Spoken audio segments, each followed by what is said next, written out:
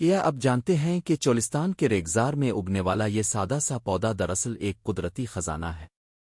ایسا پودا جو نہ کھیت میں بویا جاتا ہے نہ کھاد مانگتا ہے لیکن پھر بھی بے شمار فوائد رکھتا ہے۔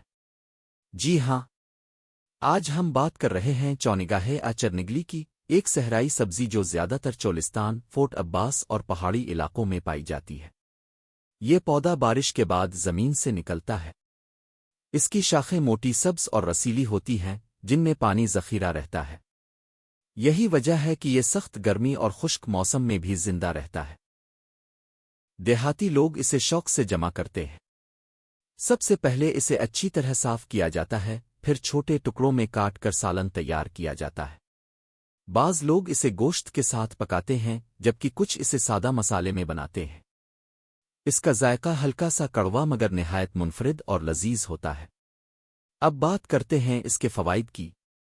بزرگوں کے مطابق چونگاہ شوگر کے مریضوں کے لیے مفید سمجھی جاتی ہے۔ یہ بھوک کو کنٹرول کرنے اور جسم کی فالتو چربی کم کرنے میں مدد دیتی ہے۔ بعض لوگ اسے معدے کی بہتری اور خون صاف کرنے کے لیے بھی استعمال کرتے ہیں۔ چولستان میں اسے قدرتی دوا سمجھا جاتا ہے۔